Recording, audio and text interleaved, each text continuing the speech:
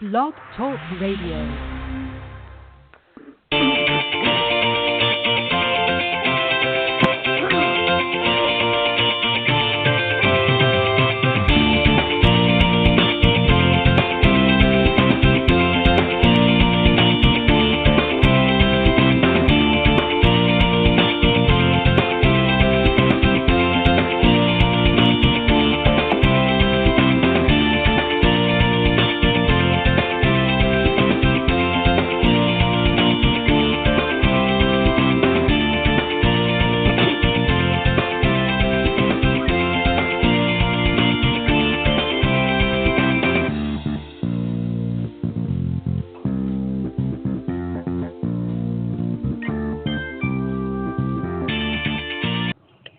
All right, good evening, everybody, and welcome to Golf Talk Live. I'm your host, Ted Rhodes, and got another great show for you tonight. It's already moving into the end of April. This is the last show of April. We're going to be working into May next week, and it's just hard to believe. I don't know where the months are going, the days are going, but I'm glad that the good weather's finally here.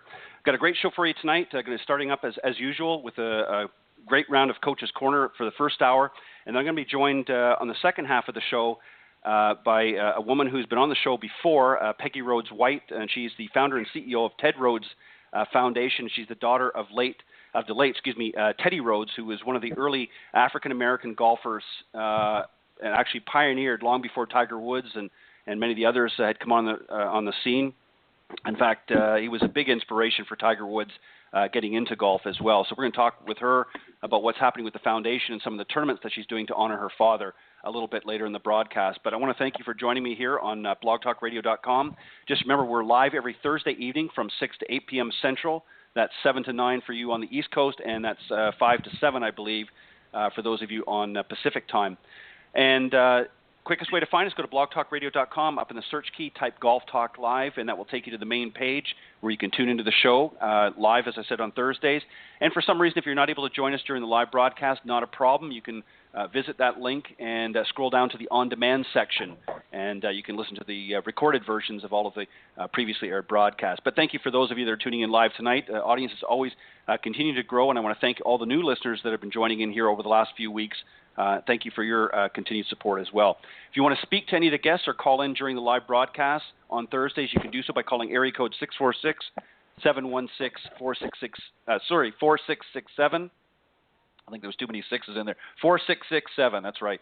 I had to think about that one for a second. Or you can email questions or comments to me personally at ted.golftalklive@gmail.com. And if you're interested in coming on the show, if you're in the golf profession, whether you're a teacher professional, coach, or entrepreneur, and you want to come on and share some of your expertise with my audience, I'm more than happy to have you. You can reach out to me, as I said, at ted.golftalklive@gmail.com. And I always, of course, update the program on Facebook. Go to Golf Talk Live blog on Facebook, and you'll see all of the currently aired shows, and always post those every week through social media, and also on Twitter. My Twitter handle is Ted and Buck, CEO, of course, in capital letters. As I mentioned, I'm starting out with Coach's Corner as normal, and I got three great gentlemen on tonight. Two have been on the show before, and a newbie, if you will, and I'll introduce those here in just a second. First up, of course, is my good buddy, Mr. Clint Wright. He's a 30-year member of the PGA, and he's a partner at TGM Golf, and a big proponent of the R3 approach, which he's been on and talked about the show, and really among one of my favorite guests on the show. And as I was joking with him earlier, he's moved up to the front of the bus now, as opposed to being at the back of the bus, with all his hard work over the last couple of years here on the show. So I appreciate that. And Scott Millman, of course, hasn't been on the show for a little while. Very busy doing a lot of things. We'll talk a little bit about that in a while. But he's a Master Teaching Professional. He's the owner and president of the Simple World of Golf, and co-owner and founder at the Millman N.R.G. Foundation, which stands for No Restrictions Golf. And he helps a lot of the wounded veterans out there get back out on the golf course and do some great things. And he actually just relocated to Dallas. We're going to talk a little bit about that as the show progresses. And certainly last but not least, as I said, a newcomer to the panel, Tony Brooks. He's a PGA Master Professional, and with his professional background includes a successful tenure as a competitive golfer, as well as receiving the highest honor of the PGA as one of the 400 PGA Master Professionals. He's a passion for golf playing as well as instructing, which has spanned over the last 20 years. He's a former head professional whose career began as an apprentice at the famed Riviera Country Club in Los Angeles, California. So without any further ado, gentlemen, welcome to Golf Talk Live's Coach's Corner. I'm glad to be here. And thank you. Glad to finally get that over with and get all of that out, and we can get to some conversation here. Guys, I wanted to talk about, now, obviously here, Clint, you and I, and obviously Tony, and I guess now Scott, you're pretty much in the South now as well, being in Dallas. We have a little bit of better advantage down here. We can pretty much, for most areas, play golf all year round, but there's a lot of those up in the Northeast that have to wait to springtime to sort of get out there and really do anything. And I call it this sort of the winter thaw. So what I want to talk to you guys about, and Clint, I'm going to let you start off, and then I'll go to Scott, and then Tony, I'll let you round out the conversation. What should golfers be doing at this point? And let's, again, focus really for all golfers, but particularly those that are just starting to get out to the game right now. What should they be doing to prepare for the new season? Well, I think if you look at, I spent a number of years in Wisconsin and dealing with people that, we opened up April 15th and we closed October 1st. Right. So we always encourage people to not stop doing things that they would normally do to stay in shape to play it year round. Stay flexible, indoor facilities. They should have been hitting a few balls, making some swings. But if they hadn't, I think that the simplest thing for them to understand is that they need a little patience. Go out and start. Don't go out and try to make driver swings right out of the box. Their body's not ready for that. They may, end up injuring themselves if they're not careful. They need to, get in a little bit of a stretching program and start out slow and develop some patience and get back into playing shape. Yeah, I agree, and you're right. The sad thing is I think a lot of golfers, and I'm sure you'd all agree with me, that sort of sit dormant, as I call it, for a few months, are under the misnomer that they're going to come out and sort of pick up where the game left off, and that's just not the case. The muscles get a little rusty, right, a little tired and whatnot. Scott, I know you're down in Dallas now, but being up, you were up in the Northeast as well in that area. What did you try to do to encourage those that maybe didn't take advantage of some indoor facilities through the winter months? What do you try to do to start them off right for the season? See, now I know why Clint got moved up to the front of the bus, because he answers everything point on, and then the rest of us have to scramble to come up with a good answer. I think a big part of it is, a lot of players they put their clubs away and they haven't touched them. So the first thing I recommend is making sure that you go through, you check your equipment, check your grips, replace your spikes. But then, Clint's right. As far as the stretching and flexibility program and taking it easy, I think as you get out there, it makes sense to start with short game, work on your putting, work on your chipping, start working on your wedge play. You can't have the expectation you're going to go out there and hit it 300 yards like you did in September, especially if you haven't hit a lot of balls. I know a lot of players don't like hitting off the mats or hitting inside a dome or even the heated tees off the mat. So the biggest part that we try to focus on is either doing a TPI evaluation again in the spring and kind of focus on those areas that may be troublesome or lost some flexibility, over the winter from not stretching or not participating in a program. And a lot of players cross-train, and you strengthen muscles that you didn't know you had, right? So the thing that we want to do is avoid injury early in the season and just take it easy. Well, you're up there at the front of the bus as well, Scott, so thank you. That was a great answer. That was fantastic. Tony, let's add a little bit, just a twist to this, if you will, on this conversation. Obviously, as I mentioned, you're out in the California area, so you have an advantage, much like I do here, and Clint and now Scott here, being in the warmer climates. People can play pretty much all year round if they want. But obviously, you get, I'm sure, some people that travel out there from the north, maybe haven't played in a while, and they want to come down and play some terrific tracks down there in the California area. What do you do to get them prepared? And the other thing I want to ask you, what about things like regripping equipment? What about the equipment side of things? What do they need to be looking at with their equipment? Adjustments do they need to be made? That sort of thing.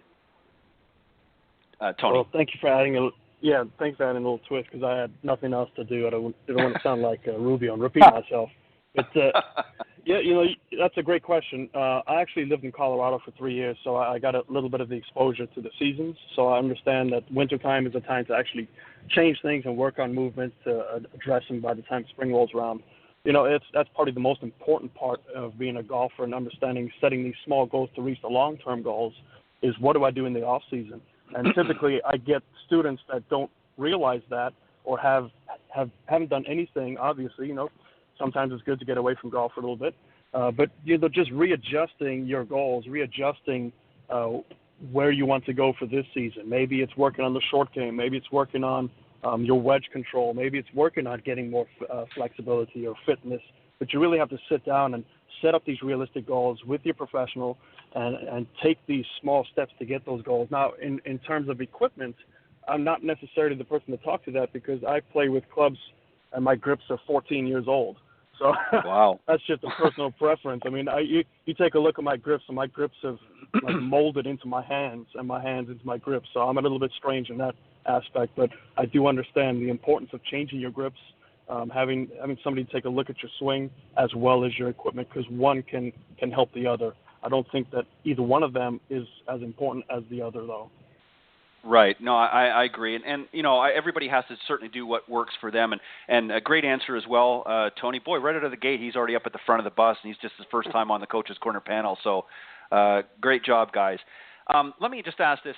Scott, you raised a really interesting point about doing, an assessment right at the beginning of the year. And I think you'd probably all agree with that. Whether you've worked with a student before or not, I think right out of the gate, coming into a new season, I think that's obviously the time that you want to reassess that particular individual, again, whether you're dealing with them or not on a regular basis or they're a newcomer to your venue. I think the importance of doing an assessment right from the gate from day one before you get into any sort of routine. Would you all pretty much agree with that unanimously, I think? Absolutely. Oh, yeah. Yes. Okay. Well, I think, yeah, and I think that we're all, on the same boat there. Is there anything else? What else should any other thing on the checklist that a golfer should do? Obviously, the physical fitness, getting an assessment done right from the get-go, maybe checking their equipment. Anything else that we might have left out? Anybody can think of? How about nutrition?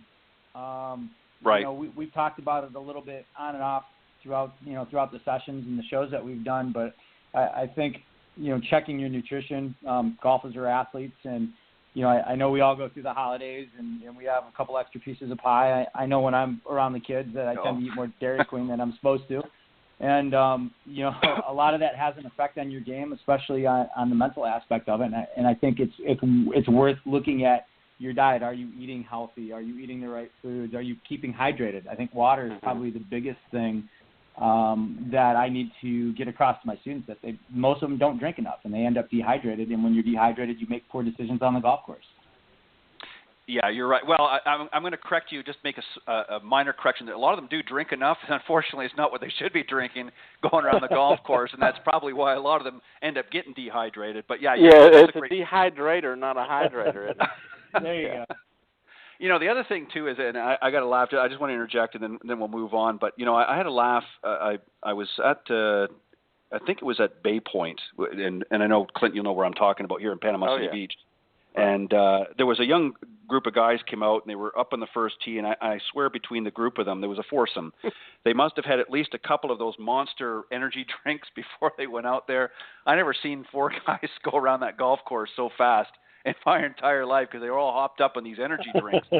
And, I don't have a problem. I'm not a big proponent of the energy drinks. I personally don't believe in them, but for some people they swear by it. I think if you wanted to have one, that would be maybe okay, but if you're using that to hydrate with and you're, one after another, you're certainly going to not have to worry about playing a 4-hour round. How good you're going to be, I don't know. But anyways, Scott, great point. You got to hydrate yourself, and nutrition is certainly important. A lot of people don't realize that, but it takes a lot of energy to play 18 holes. Even in a golf cart, there's still a lot of energy used throughout that 18-hole round. And if you're not eating properly and eating not just the proper things, but eating, sort of nibbling along the way, if you will, and not, sort of gouging on fast foods or hot dog at the turn, that's not going to give you the energy you need to carry out to the back nine. That's a great point to make. All right, I want to flip this around, and Scott, I'm going to start back with you, and then Tony, and then we'll follow up with Clint. What's on your to-do list at the beginning of the season? Anything special that you guys do to prepare for your new season? Scott, you go ahead, and then Tony and Clint. Wow, that's a great question. You've never asked that one before. No. Well, this is a new season, Scott. You haven't been here in a while, so. I mean, Tony's got grips that are 14 years old, and my first response is, the first thing that I think about is going through my equipment. And I think each year, as I get older, and we won't say how old I am at this point in time, but I think I need to go back and typically assess my physical strength, my flexibility, whether or not I want to hit forged blades, whether or not I want to get into the latest technology, and am I going to gain anything by doing that and spending the money to do that? So I think for me, my first priority is to go through an equipment check. And then the second part of that is going through a physical check. I do a lot of running, and I get tight. I do a lot of lifting over the winter and don't swing a golf club very much. And the swing has a tendency to get tight and short and change and quick. So at the beginning of the season, for me, it's really important to start working on tempo and just working on a lot of wedges and trying to find feel and work on flexibility. That's usually where I start most every year. And this year will probably be no exception, except I'll be able to play almost year-round now down in Dallas. So I'm kind of excited about that. Mm-hmm. Yeah, you'll have a good time in Dallas. Lots of great courses there. You'll get a different type of members bounce though on some of those firmer fairways in Texas though with that heat. Mind you, they've been softening up this year with all the rain. But anyways, Tony, what about yourself? What do you do to prepare for the season for yourself and getting ready? Well, I'll tell you what, now, and I'm sure like the other members of the panel, we don't get to play as much as we used to. Especially I have a family now, and my priorities is actually with golf and working with my students. So, my focus is my students. What do I get them ready to play, and how do I get them better prepared for their upcoming year? But I'll go off of, the occasional time I do get to go play golf every now and then with a student of mine. I don't want to go and completely embarrass myself, so I will hit a few golf balls before the round. And instead of focusing on striking the ball, because if you ask a brand new player and you ask a tour player how many great shots did they strike the way they wanted to strike, the answer is usually 2 to 3. So we're all in the same level of expectation.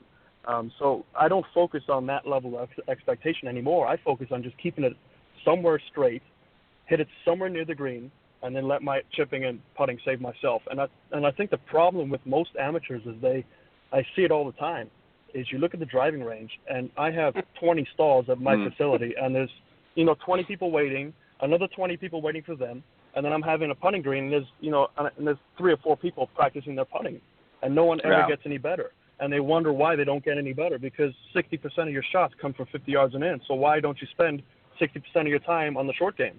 You see it all the time. Everyone's just focusing on striking the ball perfectly. In the real world, even the best players in the world strike the ball perfectly 2 to 3 times. So that's where I try and teach my students to just be realistic with themselves, or else they're just going to set themselves up for disaster. Yeah, and well said, Scott and Tony as well. Great answers. You're exactly right, and Clint, I know you're gonna chime in on that. I'm going to rant on that for a minute. Oh, yeah, Clint, you're gonna come in on that one, but but no, you're exactly right. Go ahead, Clint. Let it fly. Well, Tony, I don't know where you've been all my life, son, but that was wonderful. I mean, you're absolutely. I mean, Ted can tell you is that I have a program that we just started. I'll get back to what I do. It's a great story right now. But we have a program that we operate under called the Third Shot Program. And we don't have time for me to explain it right now, but, Tony, I'll get in touch with you later on. And we run a Third Shot Program. But the question was what do we get prepared? And I'll tell you what you have to do. I'm almost 60 years old, and I think this spring was the first time that I didn't go ask my doctor whether I should get into this exercise program, and I should have. And I just now have played my second round of golf since the 1st of March because I got into a new stretching program and stuff and bruised the meniscus on my left knee. Couldn't hardly walk. I mean, but it's gotten better. So I think that Scott's absolutely correct. we have to evaluate ourselves as we go. And one thing he brings up about equipment, I went down and I started hitting regular shafted irons. Yeah. You know, club speed's not there. I still, play the graphite woods and stuff, but evaluate my equipment. Is this the best thing that I can play with? Played with a set of clubs for 3 or 4 years and got to a point not swinging as hard as I used to, not capable of swinging as hard as I used to. So am I stubborn enough to stay with what I think I ought to play with, or should I go down a step? And to be honest with you, I went down to a regular flex shaft and really improved my ball striking. Yeah. I mean, you have to do that, and we have to be honest with ourselves enough. It's just like Tony was saying, that most people are not honest with themselves enough to go chip and putt. They never accept the fact that they're hitting it okay and go over there and do something. Because what really gets me, and Tony, I think you'll agree with this, I get emails from guys all over the place. I got one yesterday. It said, put your left foot here, add 30 yards to your drive. I'm going, really? I mean, we get it preached to us all the time that it's about straighter and longer. But the best players in the world understand that it's not. But a lot of and the problem we have as teachers is that we have students coming with the expectations we're going to take them to the driving range and show them how to hit it straighter and longer. And we like to eat like everybody else does, so you're going to kind of give your customer what they're asking for. So we get trapped into the fact that we don't take them to that practice facility to teach them how to hit the third shot, teach them how to chip and putt, because that's not really what our customers are being told they should do. Yeah, that's an excellent point, Clint, and I think everybody on the panel would agree with you. The sad thing is, and going back to what Tony was talking about earlier about the drives and things like that. Right. And the bays, being 2 or 3 deep. The problem is there's been, and we've talked about this, and I make no bones about this. I love equipment. I think it's great. I think there's a lot of interesting stuff out there with some of the technology. But the marketing programs have been so aggressive over the years in getting, like you said, put your left foot here and do this, do that, and you're going to get 10, 20, 30 extra yards. But the reality is if you don't know how to make solid contact with the golf ball, I don't care what club anybody puts in your hand, you're not going to achieve those results that are being promoted. And it bothers me as somebody in the profession as well, because it sets us up for failure, because everybody, as we all can relate to, comes to us saying, well, I want this and I want that, and it's just not realistic. And if we could just, kind of swallow our pride a little bit and as an industry and say, okay, look, here's the reality. This is where you need to be focused on. Yeah, it's great to hit a monster drive once in a while, but the truth of the matter is, as Tony had put in, and Clint, I know you would, from basically 60 yards in or maybe even 100 yards in is where you're scoring, not 100 yards out. And I think it's just it's a great program that you have, Clint. I know that. And I just think that we have to just be a little bit smarter about our approach on, and I know you guys do that, but I think as an industry we have to be smarter. Yeah, I agree. We actually expanded out past 100 yards because I have some ladies that can't, that's hitting 7 wood for their third shot. Yeah. So we bring it a little further out, but that's for another day. Yeah, no, and you're right, and that's the other thing too is as an industry you have to continually adjust and make changes. Clint, I'm going to give you a chance to catch your breath, and Tony, I'm going to start you off on this one here, and then we'll flip to Clint, and then Scott, I'll let you round out this question. The word coaching seems to be coming up a lot. Everywhere, everybody's coaching now. Are more teaching pros switching from traditional lessons to a more coaching platform? And if so, is it a good thing? Tony? Well, that's a good question. Our operation is solely based on introducing golf to new people.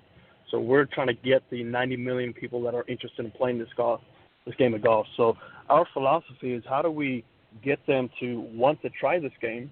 And it's not necessarily just learning how to strike a golf ball, because let's be realistic, the word golf doesn't really flash excitement. I don't see many young people saying, wow, golf, that sounds fun. It's still in that old adage of, it's an old man's sport, it's a rich man's sport. So how are we trying to attract people? So we have to kind of flip it and say, we're not instructors. We are coaches, and I believe it is a good thing because I have a junior program where I've got pushing 30, 35 kids now in 7 months, and I teach them very little about golf. I teach them more about life, and it's not really the first tee. You know, I try and get involved in their schoolwork and make sure that they are involved in their community and make sure that they listen to their parents and give them a sportsmanship environment. And I'm doing it through golf. You know, my philosophy is golf stands for game of life first. So I'm teaching them the game of life through golf.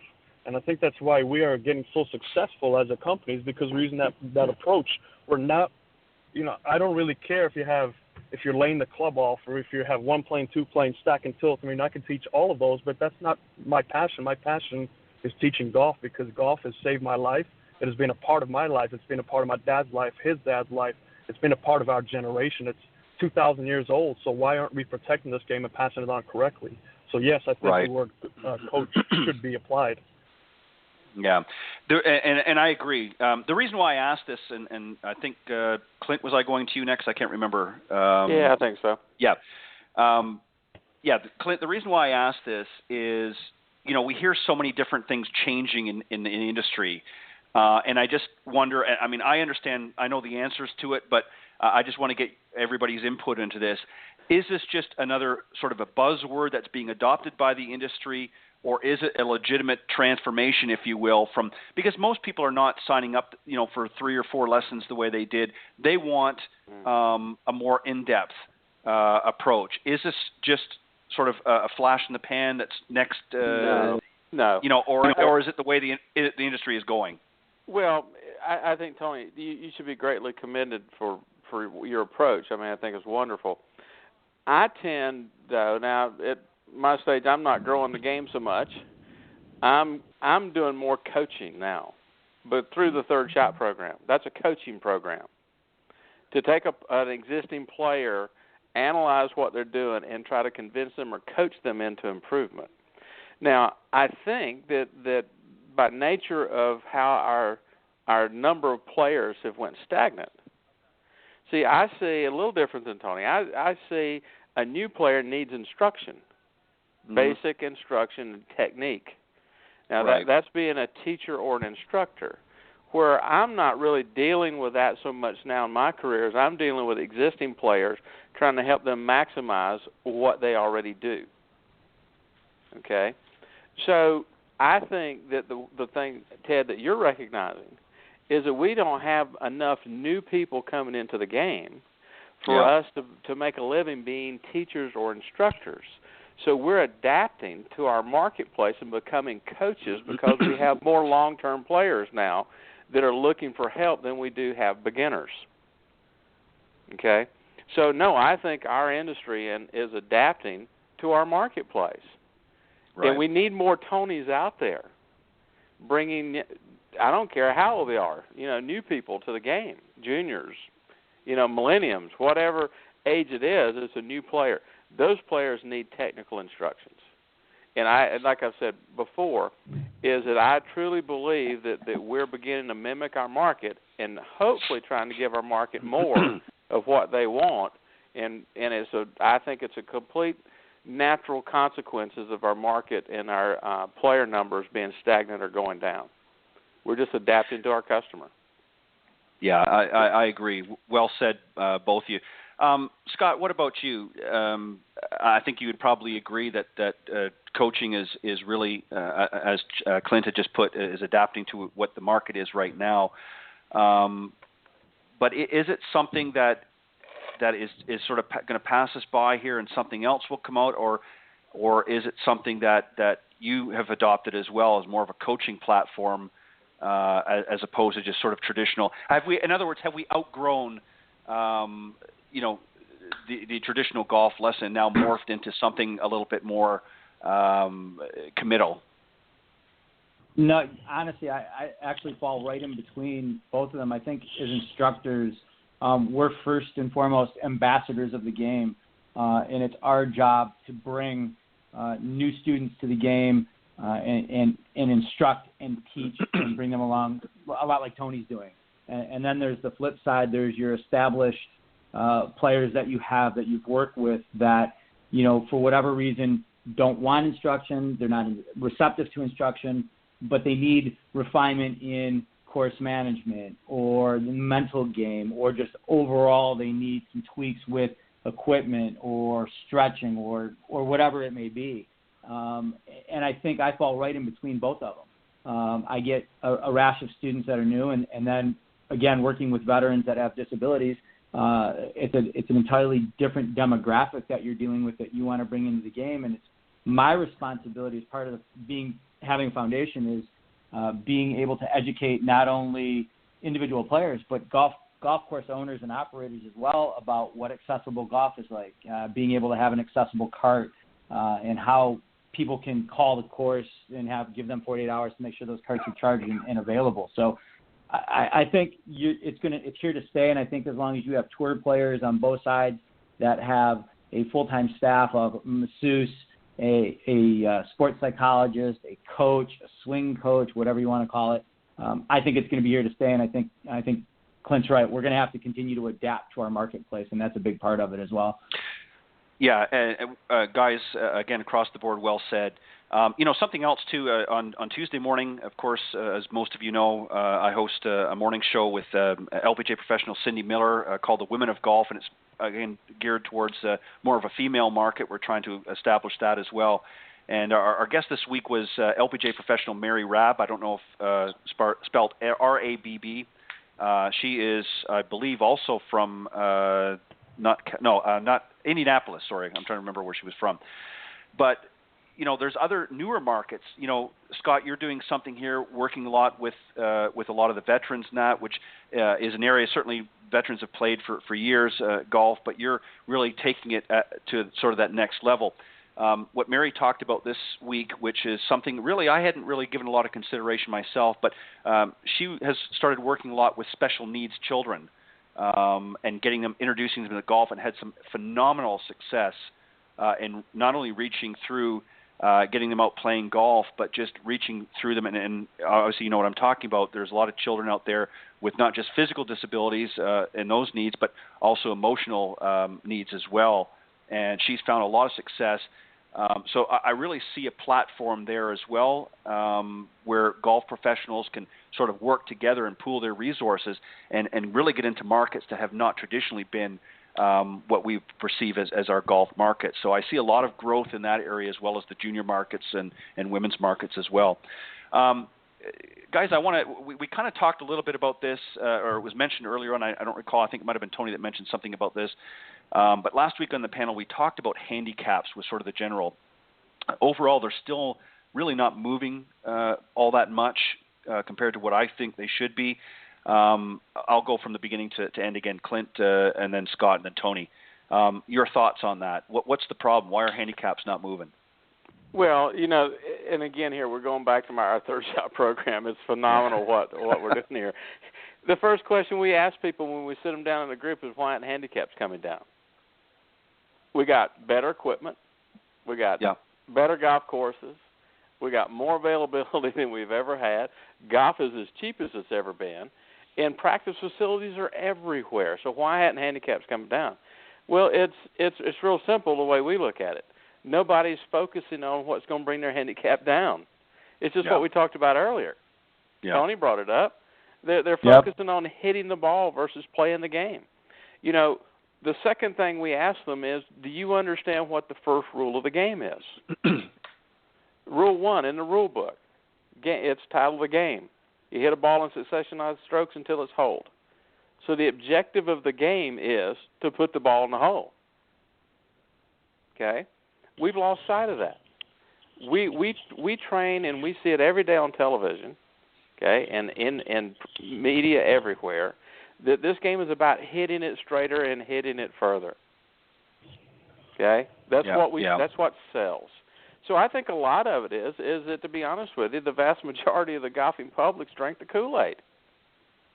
I mean, they're not paying attention to what is going to lower their scores. Now, and what we tell them is, now look, folks, if hitting it out there and feeling that ball coming off that club face is what you really like to do, which is perfectly fine. You hit that perfect 8-iron or that great drive off the tee, we can all walk out our chest pumped up, we're ready to go. But the thing of it is, those are the days I don't keep score. Right. Because that's not what I'm out there for. Right. Okay?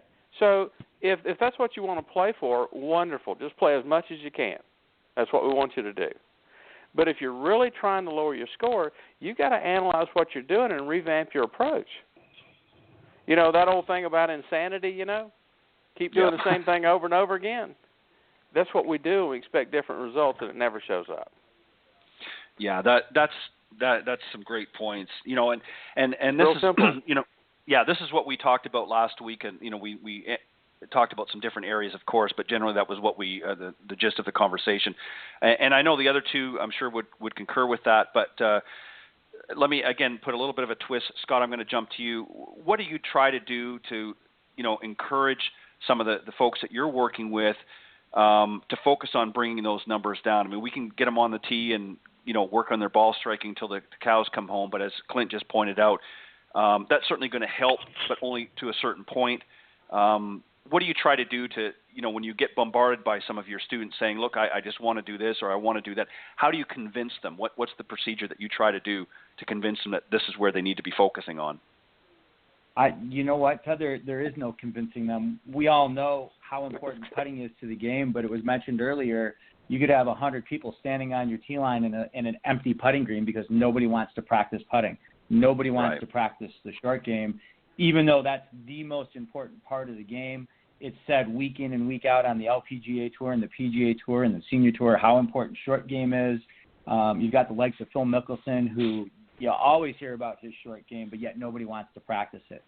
So I think the next step for me is with my students is to get them out on the golf course and work on course management. And if I've got a chronic slicer that I know is not going to take lessons and is not going to do the drills to correct that slice, then it becomes, how do we manage that shot shape around a golf course to lower scores?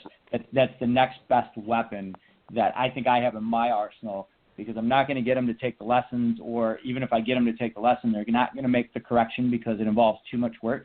And I know for a fact they're not going to work on their short game or their putting because it's not a lot of fun. And again, the marketing is longer and straighter and, you know, the fanciest equipment, you're going to gain 20 yards with the new driver. That's just not the case. And so I think that's probably the next best avenue we have as instructors, is to get them out on the course and work course management. You may be able to work in some different short game shots in a different environment with a little more fun, and you're playing versus doing it around the green, you know, in a practice setting. And I think that really seems to help at times. Yeah, and I like that. I like that approach. Well, Tony, you know, is it people, you know, afraid to stand over a putt and on the practice green? Is it they're worried that out in California that they're going to get a sunburn on the back of their neck, or what's the story? Why, you know, what's the deal? Why don't people want to practice the areas they know they should be? Well, I wish it was that easy. You know, I think it's part of what everyone is saying, and I'm in total agreement that the golf industry has turned equipment into something that you use into something that you use up, like gas, and you have to get a new set every season, and, you know, 10 more yards straight or longer and straighter and yada yada, but they forget the art of scoring. You know, I've taught so many people with great swings that just don't have the art of scoring, and they just can't get any better. And I've taught people with horrible swings that know how to get the ball in the hole. It's a simple game. It's get the ball in the hole as quick as you can, no matter how ugly or pretty it looks. Just get it done. And some people have that in them. So there's a whole different array I can talk to you about, you know, handicap system. I used to teach the handicap system, tournament management in a golf college down in San Diego, and I can go on an hour about how flawed the handicap system is. So there's a problem with the handicap system itself. But I think that it's a combination of, you know, you look at a bell curve of anything, you know, the average IQ is 100. Let's look at the average golf handicap is 16.9, whatever that number is now. It's probably not going to get any better because people, I call it the golf IQ. You know, you don't get the people that spend enough time practicing correctly. You don't get the people that understand the nuance of the game and the arts of the game. They're just one of the, I hate to use the term, but one of the lemmings that just kind of gets up and goes through the motions and don't understand how to get the ball in the hole quicker. So it's just a combination of everything. But like I do with my students is I make them prove it to themselves. I have them keep statistics every round. I have them keep how many putts that they have, how many fairways that they hit, how many greens that they hit, how many up and downs that they take, everything. and I make sure that they do this. And if they don't do it, I hold them accountable. I'm holding them accountable just like they should hold me accountable.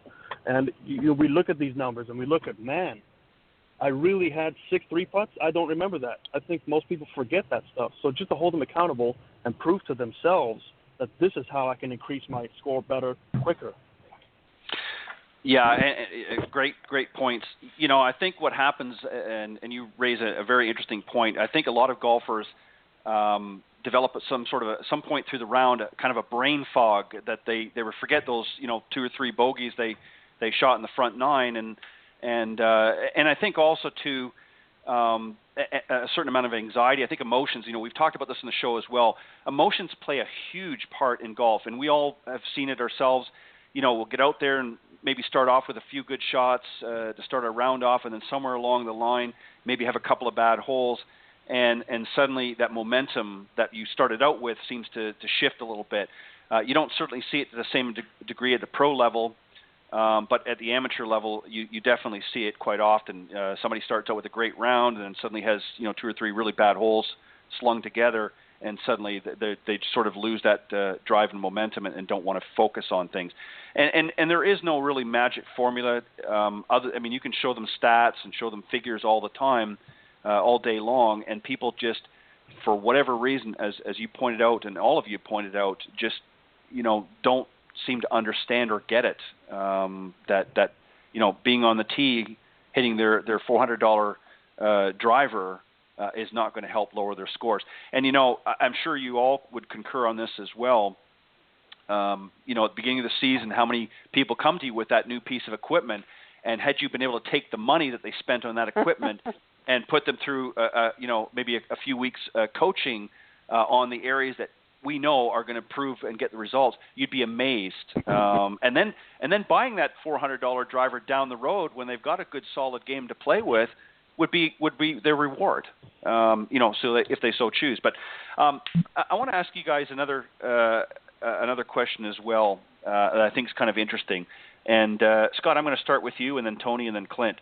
What gets you most excited about teaching golf? What really gets your juices flowing? I love doing what I'm doing. That is a great question, and I think for me, because of the work that I do through the foundation, but just in general, I think when I'm working with a student and that little light bulb goes on and they get it, or you have that new student that hits it solid or gets it in the air for the first time, and that light bulb goes off and they get excited. For me, that there's nothing better as an instructor. We all teach an array of different students from the beginner all the way to accomplished players, and it never goes away. When I'm working with a student, the thing that excites me most is when they get it, be it a drill, or they hit a shot for the first time, they get a ball airborne for the first time, or they correct shot shape for the first time. That excites me more than anything. I think as an instructor, that's what teaching is about, is being able to see somebody smile and that light bulb go off, and after they've been struggling with, let's say, hitting a slice for years and years and years, and you make that correction, and all of a sudden they get it, or they get that feel, and they go, I got it. That's what's exciting. And I get to see that a lot when we do the clinics with the veterans. That there's no better time for me as an instructor is when I get to go out there and help and really teach the game in a different way, because everything we do is kind of adaptable at that point. And I think that excites me more than anything. Yeah, and you use some great work, Scott, and certainly keep it up. No, a great point. I like that. Tony, what about you? What gets you excited about teaching golf? I would have to say the connections I make. For me, it's nice to see a student hit a great shot, and it does feel great. But at the end of the day, when I get a phone call from a student saying, hey, I really enjoyed our time together, you got me away from life for a second, that makes it worth it for me, because golf, like I said before, has saved me quite a few times, and I'm sure it saved a lot of people. And just to give you an example, I was at my driving range a couple of days ago, and I saw this young gentleman. He probably was in his early 20s hitting golf balls, and it looked like he was struggling. So I walked down and introduced myself to him, and I found out he hadn't played in 8 years, and I was trying to figure out, where'd you go? And he said he went on a vacation because he got in some trouble when he was younger. So without, pushing that subject. I obviously knew what that meant. But right. He was here because it was his zen place. It was his place to get away from problems, and he didn't feel like he was judged on a golf course. And here I am, a person who's gone on my venture, my journey through golf, and I'm talking to this young man, and he looked like a great individual, learned his lesson, and we made this great connection. And I come across that on a daily basis, and that to me is more important than seeing somebody strike a golf ball, because it's, now you've touched somebody's life, and they can touch somebody else's life and get this momentum going. Like I said, this game is very, very old, and it comes from a different country. It comes from China. It's evolved around the golf world, and it's come back to us. So how can we keep this generational thing going, to the next generation? I guarantee you, ask most people, they started this game of golf through a relative. So how can we just keep this going? And that's what gets me going, is understanding that when I'm gone, I've made my footprints in golf, protecting the game that I love with all my heart, that means the world to me, that somebody else is going to do the same. Yeah, well said, Tony. And you're right. I think that it's sort of that pay it forward mentality. The one thing I like about golf is it truly does, more so than any other sport or really anything else out there that I can think of, mimics life. There's so many challenges that you're faced with out on a golf course that mimic some of the challenges, if you really sort of put your mind to it, that we face on our day-to-day life journey. And there's so many life lessons that can be learned out in the golf course. And I think if a lot of people would understand that and think about that, and sort of put those that formula together, I think that they would have much more enjoyment. And it doesn't matter whether you are a 30 handicap or a scratch golfer, just getting out there and connecting with other people. And it's a great social as well as a business a thing as well. Clint, I already know one of your answers is being in the profession. You've had the opportunity to connect with me and be on the show on Coach's Corner and as my guest. And I want you to put that. It's the highlight of my 35-year career, Ted. Yeah, I want you to put that aside and give me a real answer. I'll do what that. Gets you excited? Well, here's what Tony's hit right on it. Two things that I really can reflect back on, and what really was great for me through my career. And my career's not over yet. I'm still teaching, but it's been around a while.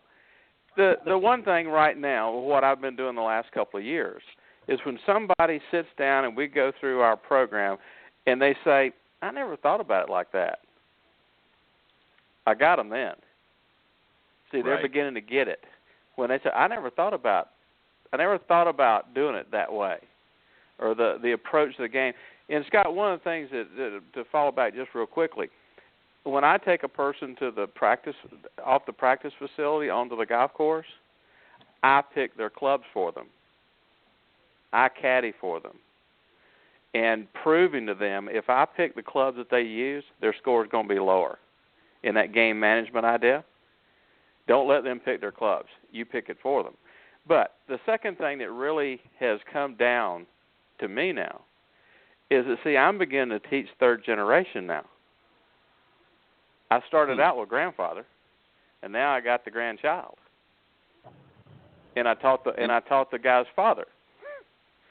So Tony's absolutely correct, is that my legacy, and his as well, and Scott's legacy, and Ted, yours, is not the people we teach, but the people that grandson or granddaughter brings into the game 20 years from now. Right. That's our legacy. Our legacy is not a handicap going down. It's the people we're teaching. We want to help them improve because they have desire to improve. But our legacy as instructors and people bringing in the game is just like the predecessors to us. We're their legacy. We brought them in. They brought us into the game. I'm my father's legacy, because Tony's right. I was brought into this game through family. Most people are. Okay. Mm-hmm. So the legacy that we have and the enjoyment we get, we may not actually see it, but it definitely will be the legacy that we have that we should be extremely proud of today, that when that fourth generation, that great-grandson or great-granddaughter is playing golf, when we're much older than grayer, that's what's exciting to me, because I've seen it already. I've been through that whole family of golfers, and it's going to continue, without a doubt. Yeah, That's a great way to end the segment, Clint. Thank you for that. That's so right on. As I was saying a few moments ago, really golf does mimic life in so many ways, and there are so many things that we as professionals can do. It's not about, as you said, Clint, it's not about handicaps. Yes, we want certainly people to be able to get out and have enjoyment and play, but it's really a great social game as well. Even though you're sort of playing against yourself and the elements, it's a great way to connect with people. I mean, and again, whether it's personal or whether it's business, as a business professional, what greater opportunity can you have to have a prospective client, for 4 to 5 hours at your disposal? And you don't even have to really talk about business. You can just get out there and get to know that individual.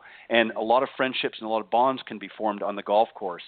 And the business, of course, can follow later. Great social. A lot of ladies out there are using it as a social platform.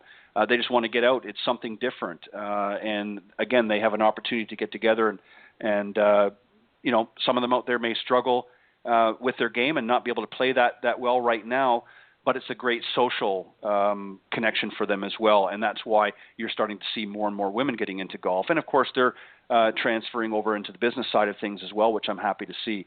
So there are a lot of great opportunities in golf, both on our side and also on the student side. And I can't think of three greater guys to have on the Coach's Corner panel tonight. Clint Wright, Scott Millman, and Tony Brooks, thank you very much. I'm going to give each of you a quick moment here just to let everybody know if they want to reach out and connect with you guys, how they can go about do that. Tony, I'll let you go since you're a newcomer tonight. Well, thank you very much. Thanks for having me on again. Great to speak with you guys. If you need any more information, we're at the PGALearningCenters.com. We have 7 sites in California. We're expanding across the country fairly soon. My email is tonyb@pgalearningcenters.com. So feel free if you need to get in contact. Perfect. And Tony, I'm going to be happy to have you come back on the panel anytime, and I know we've got you in the schedule as well. Scott, I'm going to let you go. How can the folks reach out to you? And very quickly, you've got an event coming up here in a few months as well, correct? That is correct, Ted, and I think you and I will probably touch base again in a few more months, but we're going to be moving No Restrictions Golf down to the Dallas area, and we're starting to put those pieces together, and we're going to plan on having a free clinic, as all our clinics are free for veterans and their families to attend, and we're going to put that together. So I can be reached at info@norestrictionsgolf.org, or I can be reached at scott@thesimpleworldofgolf.com. And we'll start putting details out as we start putting the program together down here. We're really excited, and we hope we have the same response that we had up in Michigan, and we're really looking forward to being down here. Well, and thank you, Scott. As always, good to have you back on the panel. And for sure, you and I will connect it here in a little while and have you back on to talk about all the exciting things you're going to be doing in Dallas. And Clint, certainly last but not least, my co-pilot on the bus, if you will. Ted, you moved up a notch tonight. I appreciate it. Ted, let me tell everybody they can always just email me. The simplest thing to do is at clintgolf001@yahoo.com, and I'll be more than happy to talk to anybody. And guys, Scott and Tony, please write that down and shoot me an email where I can stay in touch with y'all, because I can tell you, Ted, I've been on the show with you, and you've allowed me to be on this show with you a lot, but this has been one of the best shows we've ever done. Talking about how people can improve, what we do as instructors, it's been a great show. Well, I appreciate it. And, this is, as you mentioned earlier, Clint, as the industry changes, so do I with the program. I want to, move into – I don't want to just talk about the same things week in, week out with, right. How do you fix the slice? How do you do this? I want to engage the instructors. I want people to understand, and I don't want to use the buzzword, it's a movement, but I'm really trying to open up doors, if I can, through this program to allow people such as yourselves an opportunity, a platform, if you will, to communicate with one another, to share your thoughts and views and ideas. And sometimes we're going to talk a little golf and how we can help those players out there. But really what we want to do is talk about some of the things that they need to do to engage with us. It's not just about picking up the phone or going out to your local golf venue. It's about really reaching out to the golf community and saying, hey, I want to be a better golfer. And there's some great instructors across this nation and really around the globe. And I want to be somebody in that niche, if you will, that helps bring them together and shares it with the audience. So I think I've been doing that here the last several years with the program, and we're going to keep getting bigger and better as it goes on. And I appreciate you guys giving your time always. And thank you. You're welcome. Thanks, Ted. Appreciate All right. Appreciate, having us on. All right, not a problem. Take care, guys, and until next time, have a Good great night, week. guys. Good night. All right, that was my special guests on the Coach's Corner panel tonight, Scott Millman, Clint Wright, and Tony Brooks, who I mentioned was on the panel for the first time tonight. I see my my guest this evening, is ready to come on. So let me bring her here. Let me just do a quick intro. My very special guest, as I mentioned, is Peggy Rhodes-White earlier in the show. She is the daughter of golf pioneer and legendary Theodore, or Ted Rhodes, as he's known, considered to be one of the greatest golfers of his era. He was a native of Nashville, Tennessee. She's a native of Nashville, Tennessee. She attended Tennessee State University and later became a top performing sales professional in the pharmaceutical industry, medical supply industry as well, working for several Fortune 500 companies such as Johnson & Johnson and Becton Dickinson. In 1994, Peggy founded the Ted Rhodes Foundation, which is a nonprofit 501c3 corporation incorporated in Tennessee and Illinois. And as its president, she manages the Ted Rhodes Golf Classic, the Legends Pro-Am Golf Tournament, as well as the Ted Rhodes Junior Golf Skills Challenge. And it ensures that the legacy of Ted Rhodes, her father, of course, is not forgotten. She's implemented the first female division as well as the junior division of the Classic. And Peggy is a strong advocate for both women and youth in golf. And being an advocate for her father has become her life's work. She successfully lobbied to have him to be inducted into the Tennessee Golf Hall of Fame. And because of her commitment and advocacy, she was inducted into the African Golfers Hall of Fame as well, and is the recipient of the National Women of Achievement Incorporated, and also the Chicago chapter Profiles of Prominent Award. As a principal of the Sid Wise Productions, which is a multimedia production company in Chicago, Peggy continues to promote and market events, which includes the UFBL annual golf event and various cities throughout the country. As a production coordinator for the highly acclaimed stage show review All Things Mayfield, starring former lead singer and for the Impressions, Reginald Torian, and managing the career of Sid Brown, as well-known musical artist, arranger, and producer, among many other activities. Let me bring out my very special guest this evening, Peggy Rhodes. Peggy, good evening and welcome to Golf Talk Live. Hi, good evening, Peggy. Hi, good evening, Peggy. This is Deborah Adele. I'm just listening in. Oh, I'm sorry.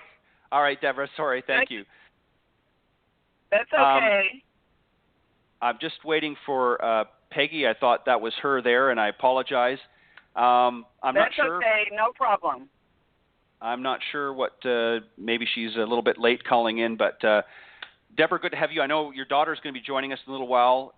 Asia is going to be joining us. She's a young, aspiring golf professional, and we're going to talk with her a little bit as well. Yeah, so, I'm Asia. I actually just tuned in right now. Oh, okay, perfect. All right, well, just hang tight, and I'm just waiting for Peggy to come on board, and we'll be good to go. Okay, sounds great. All right. Just let me recap everybody for tuning into the show. I'm just waiting for Peggy Rhodes to call into the show. I thought I had her online here. One of the things that I try to do, as I was mentioning to the panel discussion tonight, Clint Wright and Scott Millman and Tony Brooks, all great professionals in the golf industry. You know, one of the things that we want to do with this program is really to be able to create a platform for not only great players out there, great coaches, but to create an opportunity for you, the audience, to listen to some different viewpoints, different perspectives, if you will, out in the golf profession. And it's not, as we talked about earlier in some of our conversation, it's not really about the latest and greatest equipment, lots of good stuff out there, but it's about how you can improve your game while you're out in the golf course. And sometimes we all get caught up in going out there and getting the latest and greatest equipment, thinking that's going to help us. But in reality, whether you go out and purchase a $400 driver or a new putter, it's really up to your own efforts whether you're going to do that. And there's a lot of great coaches and teaching professionals out there that can help you tune up your game. And I strongly suggest you contact your local PGA or LPGA professional in your area, or USGTF as well, and work with them and get into a program with them if you want to improve your game. I see now, I think Peggy is here with me, so let me bring my very special guest, Peggy Rhodes. Good evening, Peggy. How are you? And still not. Let me try this one. Good evening, Peggy. Welcome to Golf Talk Live. And not that one either. I don't know. I'm having terrible luck tonight. I'm not sure what the problem is, but let me see. Hi, good evening, Peggy. Good evening. Hey, Peggy. I finally got you. I wasn't sure. I've already introed you, Peggy, so the folks already know who's coming on and so forth. But we've got Deborah Adele as well, and Asia Adele on the line with us as well. So, Peggy, let me just do this. If you will. I know that you've got somebody with you as well. Do you want to introduce them? Yes, his name is Sid Brown. He is on the board of directors of the Ted Rhodes Foundation. He'll say good evening. Good evening, Ted. Good evening, Sid, and welcome to Golf Talk Live. Glad everybody's on here. What I'm going to do, Peggy, is I'm going to do this first. I want you to just walk the audience. Now, I know you've been on here. You were on a couple of years ago. I think it was actually February 20th, 2014 was the first time that you came on the show, and we talked about a little bit about the foundation, and we talked about the tournament that was coming up. And we did talk, obviously, about your father, Teddy Rhodes. I want you to just sort of briefly recap a little bit about who Ted Rhodes was, obviously what he meant to you, and the legacy that you're trying to leave on his behalf. Talk a little bit about that, and then we'll move into some of the things that you're doing with the foundation, and then we'll bring Asia in the conversation as well, okay? Excellent. Okay, well, I just want to start off by saying thank you very much for having me back again. I'm looking forward to sharing some exciting information with those who might be listening online and on the radio. So I want to start off by saying my father learned golf, believe it or not, as a teenager, and he learned it working as a caddy. And the really exciting thing about it is his first set of golf clubs, he was so determined that he wanted to play golf, he made them from a clothes hanger. Can you believe that? Wow. And he also had the experience of caddying at two of the most expensive country clubs in Nashville back in those days, which was, probably unheard of, the Bellmead and Richland Country Club. And I'm just going to hit on some highlights because there's so much information about my dad. We'd be here for the next 2 hours. But one of the things that I want to point out, too, is that people called him Rags. I don't know if you've heard that name before. Yes. And why would you think that they called him Rags, Ted? I don't know. Okay. And it wasn't because he wore raggedy clothes. It was just the opposite. No. He was very elegant and flashy in his dress. And one of the stories that one of the golfers told me is that he went out and played 18 holes. He had on all white, and he was so proud of himself. And he came back, and he didn't have a speck of dirt on his clothes. So he really took great pride in his dress. But what was really exciting, I think, too, about my dad is that he had a passion, and his passion was to play golf. He never worked a day in his life, believe it or not. Back in those days, he never worked a job. And it was difficult for me to understand that because most parents would at least go to a job. Well, his job was golf, and that's all he ever wanted to do. And he enjoyed teaching others the game of golf as well. And for those who may or may not know, he was Joe Lewis's personal golf instructor, as well as his valet and playing partner. And then in later years, as he, began to age, Althea Gibson came in, and he mentored her as well as Lee Elder. And Lee Elder is the first African-American golfer to play in the Masters, and, of course, Althea Gibson, the great tennis player. And Tiger Woods, when he won his first Masters, took the time to acknowledge my dad as one of the pioneers that paved the way for him. He also played in 1948, and I took the time today to pull the scores. He played in the U.S. Open in L.A. at the Riviera Country Club, and he shot a 70 in the first round and finished in the 21st place. And he was recognized at that time as the first African-American professional golfer. And someone told me that Ben Hogan had said he didn't want to play with him because he felt like he was too good, so he was afraid to play with him because he felt like he might beat him. So I thought that was an interesting story.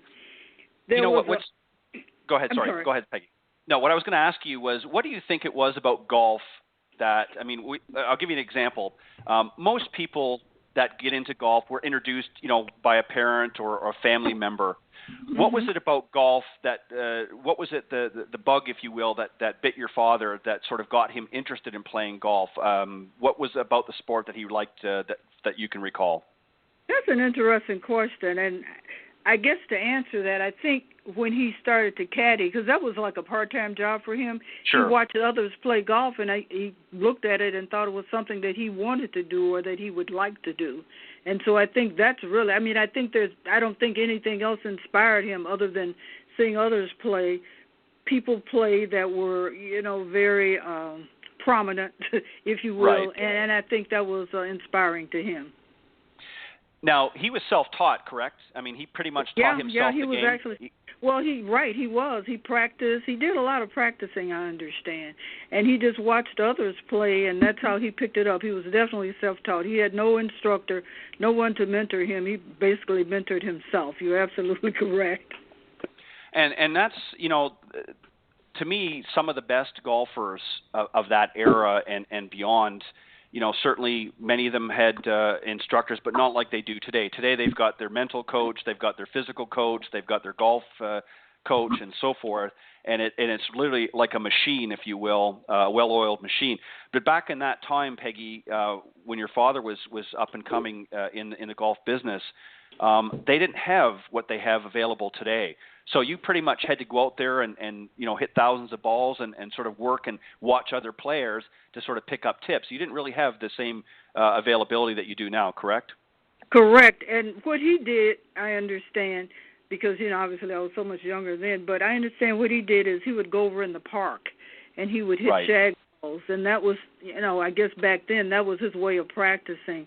And you're absolutely right, but he had no one to teach him the game. He just learned the game simply on his own, which was fascinating to me that someone could pick up that game back in those days when you were not playing in the country club or you could not play with other people, and that you would end up being as successful as he was. Yeah, and that really speaks volumes about his abilities, not only as a golfer, of course, but as a man. There were a lot of challenges, and we'll talk a little bit about that as well. Obviously, as we all know, we've talked about this the last time you were on the show.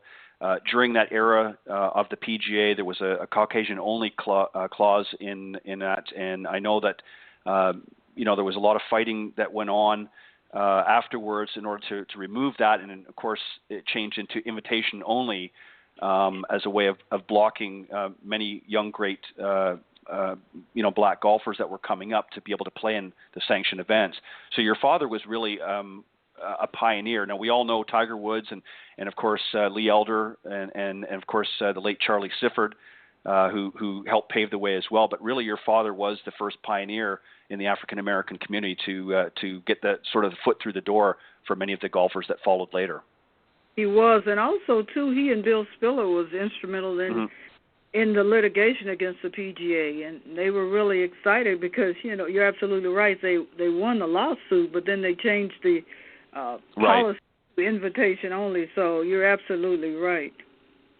I want to ask you, given what we know now, and when we look at especially a player of Tiger's prominence, and I don't want to gloss over the others. I mean, again, Charlie Sifford, was really the first, black golfer that played on a regular basis on the PGA Tour, and I believe he had 2 victories on the PGA, if I'm not mistaken. And I remember he was also inducted into the Golf Hall of Fame. And in fact, I watched that evening, and it literally brought tears to my eyes. It was an honor to see him being honored on the stage there with the other members.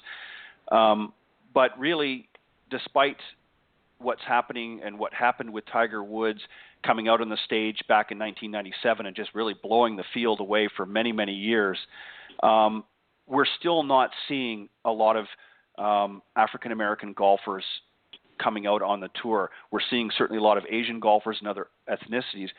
Why are we not seeing a lot of African American golfers coming into the golfing world? Is it accessibility, or what are some of the reasons, do you think? I think, in my opinion, obviously accessibility is important, but also finance, expenses is very, as you know, Ted, golf is a very expensive game, and there are oftentimes with our African American players, they don't have the necessary funds to compete. Years ago, we had a professional golf division, and it was, maybe 10, 15 years ago, and we had, at that time, over 100 young golfers who were participating in the tournament. But now they've gotten older, and they have no interest because they could not devote full time to their golfing career. They had to stop and take a job, and there were, good golfers. There's still one out there, but I think he's playing on some tour overseas. Tim O'Neill, he played in our event. He's probably the youngest one that's still out there trying to make it happen. And that's one of the reasons why the foundation, we'll get into that, is why we're trying to be instrumental in assisting young people like the Asia Adales. And we'll be giving a scholarship to Christian Heavens. I know you've probably heard of him.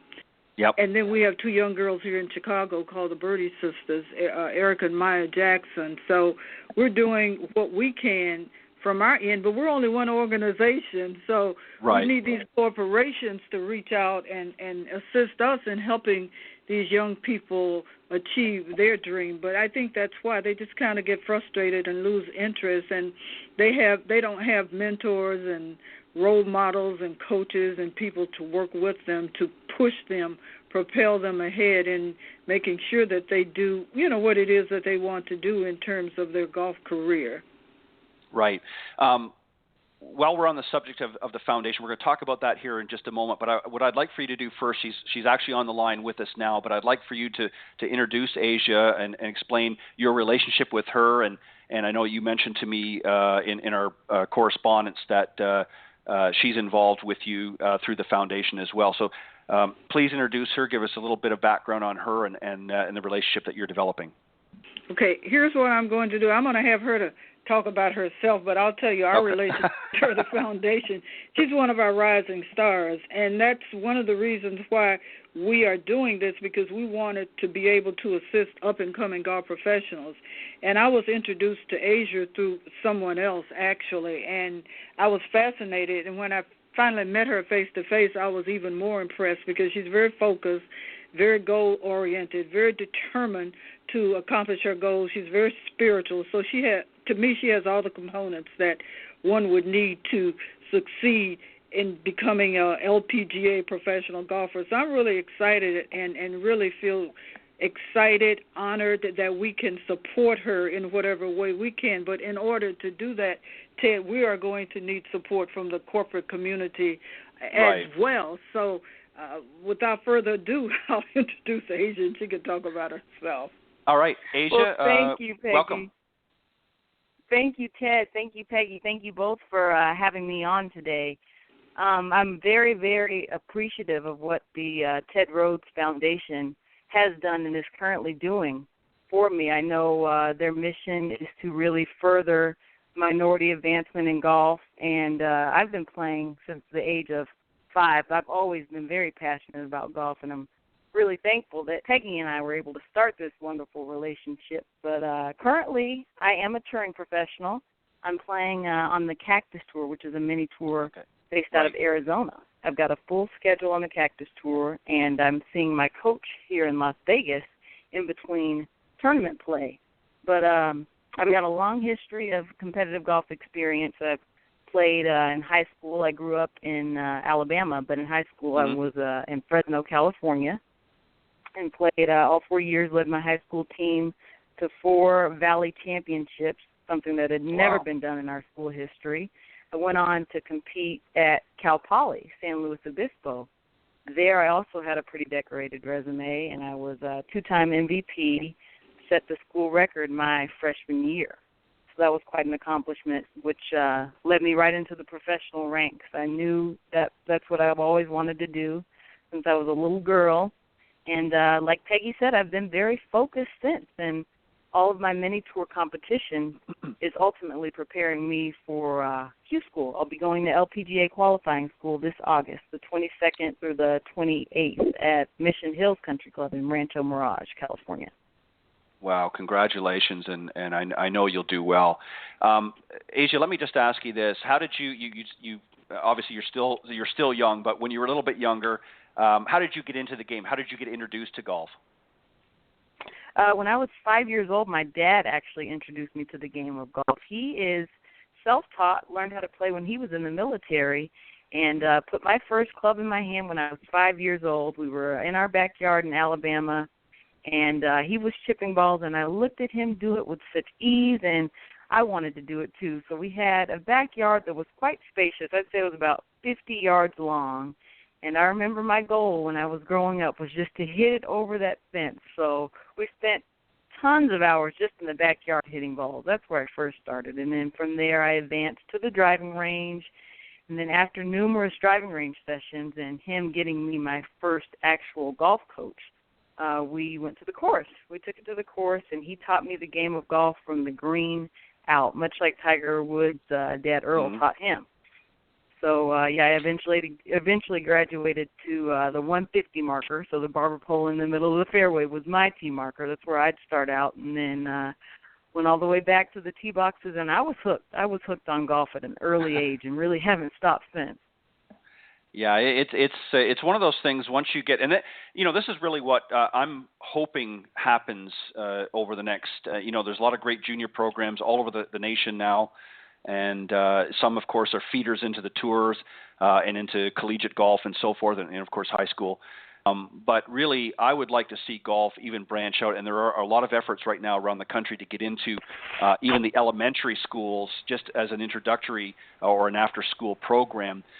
Because I think once, as Asia, as you just talked about, once you sort of get introduced to it at an early age, whether you have aspirations to play professional golf or not, once that golfing bug bites you, it doesn't go away. And even if you drop the clubs for a few years, at some point down your career and through your life, you'll pick them up again. And it's something that you can play well into your golden years as well, unlike a lot of other sports that have high physical demands.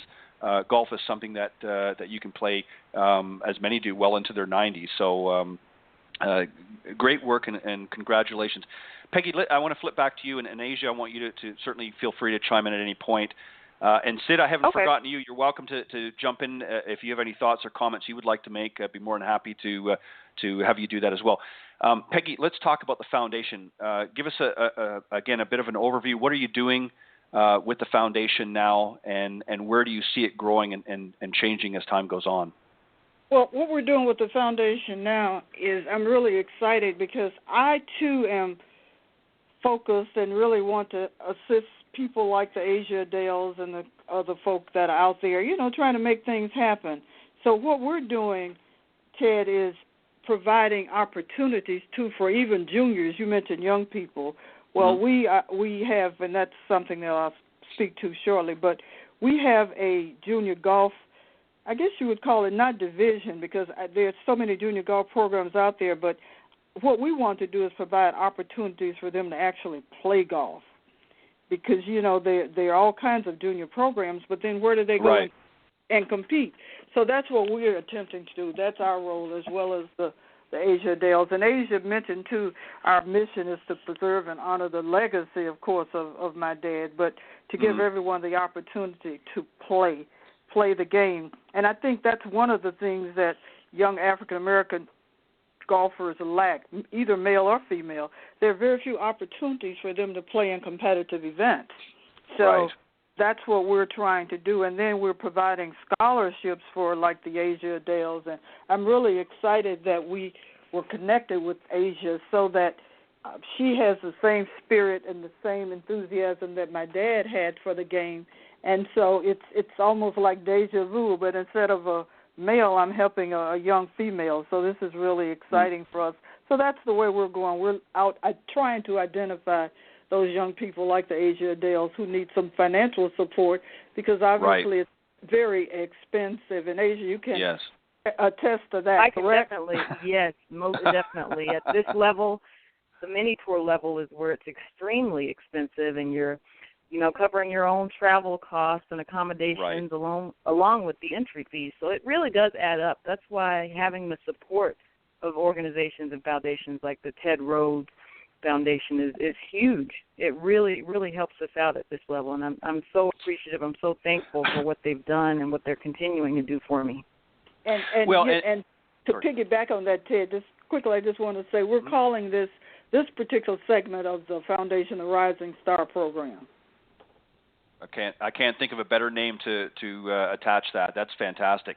The other thing too, Asia, that I want to mention, when you're reflective of your costs, is also you mentioned you're working with a coach. You've got that added expense as well. In order to be competitive, you've got to have somebody in your corner that can help put the pieces together. It's not just ultimately it's on your talents, but you need somebody there, another set of eyes, if you will, to help you to be able to see what it is that you're doing either correctly or not correctly, or where you need to put more of your efforts into in order to be competitive. So that's an additional cost as well that can be quite expensive at times, I'm sure. Most definitely. Like you hit on a little bit earlier, Ted, golf has evolved so much nowadays that it really does take a team to succeed and to compete at the highest level. It's not just the individual. Now you're talking swing coaches, mental coaches, physical conditioning teams and trainers, and the whole 9 yards. And being a part of a team and having the right people around me was actually what sparked my move from Fresno, California, where I went to high school, to Las Vegas, where I'm currently located, because this is where my golf coach is. So there's a lot of sacrifices at this level, and a lot goes into reaching your goals and accomplishing your dreams. Well, I see now, and see it becomes clear. Obviously, and Peggy, as you know, I'm on social media as we all are, and I saw over the last little while, I'd seen a number of photos, Peggy, on your page about Las Vegas, and I thought you were just going to do a little gambling, but I see now you're going to visit Asia as well. So I'm happy about that. I'm glad it's twofold. You get a sort of a twofer, if you will, going to Las Vegas. But it takes a lot. And Peggy, I want to ask you, just go back to your father just a little bit here. What do you think, seeing what you're doing with the foundation, do you think that was part of his vision as well, is to sort of continue on, not just with his legacy? I mean, I'm sure he was a very humble man, and it's not all about, Ted Rhodes per se. It's about passing on what he learns and, the challenges that he did onto the next generations, not just with his immediate family, but also with future generations as well. Is that kind of the vision, do you think, that he had? And is that what you're trying to accomplish with the Ted Rhodes Foundation? Oh, most definitely, because the fact that he was able to, or that he wanted to, or he got so excited about mentoring the Lee Elders of the world, the Althea Gibson and things like that. And also, I'm sure I can say, without even thinking about it, that he would be very happy to know that the foundation that bears his name is carrying on his legacy through helping young people like the Asia Dales, the Birdie Sisters, the Christian Heavens, those young people. So, yes, I think there would be a smile on his face, and he would be very happy that we are doing that, because we're accomplishing one of the things that he wanted to do. And so I can agree to that. Yeah, and I'm sure he would has a very big smile on his face with the work that you're doing, Peggy. And I know you're very, very active not just with the foundation, but with other areas as well. Let's talk about the tournaments coming up. You obviously at one point started with the main event. Let's talk about that. When is that, first off? And obviously it continues to grow. And then you've added some additional stuff over the years as well. You've got 2 other events. Let's talk about that a little bit. But let's talk about the main event, which I believe comes in September. Is that correct? Correct. The main event is September the 10th through the 11th. And that one, for legacy purposes and to, I'm sure he was smiling, we have that at the Ted Rhodes Golf Course in Nashville. And actually, initially it started out as a Pro-Am event. We were able to have professionals as well as amateurs, but as the economy kind of slowed down quite a bit, we were able to only keep it as an amateur event. We had a pro purse and the whole bit, but we had sponsors that would contribute to that purse. But we still continue to do the event in Nashville, and it always has been the weekend after Labor Day. And people come from all over. Well, they would come from all over the world. Many of the golfers who played, as I would say, back in the day, they made their transitions. They're no longer with us. So now we're looking for young people to come in and take that spot where we once had, people that were a little bit more seasoned, for lack of a better word. So we continue to have that. That's a 36-hole stroke play event, 2-day event. And we just gonna keep it going for as long as we can. But I'm really excited that we've added 2 other events. And one is, I'll just backtrack a little bit. I'll start with the one that I'm very passionate about. It's the junior event, and that's for ages 5 through 18. But we do that with the First Tee of Hammond. We partner with the First Tee because, once again, they have the junior golf program, but they don't do a lot of events. So the kids go out and they learn the skills, but they don't get a chance to compete. And that's where we feel that we fit into that niche because we're providing a tournament-like atmosphere. We have a full-day tournament. They get prizes and ditty bags and the whole bit. We treat them like professionals. They get lunch, and they really enjoy it, and they compete. And so that has been something that has really been exciting to me because now I'm seeing future Tiger Woods or whatever they may decide to be. But what's so important or exciting about it, Ted, is we have a lot of females. We actually have almost as many females as we do males participating in the junior event. Yeah, that's fantastic. That's how I met the Birdie sisters. They started playing with us when they were 4 years old. Now one has just got a full golf scholarship to one of the HBCU schools, and the other, and also they played on the men's golf team here in Chicago, and played scores were better than all the guys put together. Those sisters can really play, and the youngest sister is in her senior year, so she'll be getting ready to go to college. So we're supporting them as well with our junior event. And then lastly, I have a young lady who somehow or another talked me into doing an event in St. Louis because my father played at Forest Park Golf Course. Right. And she thought that would be an excellent place for us to have an event. So we're having a one-day corporate charity event there, but we're bringing in Lee Elder, which will be exciting because Lee played there as well. And then we're bringing in Todd Kerstead. Are you familiar with him? I'm not familiar with him. Lee I do know, but I'm not familiar with Todd, no. Okay, Todd was voted the #1 trick shot artist in 2014. And so he was featured on TMZ and ESPN. So he's going to be coming in wowing the crowd.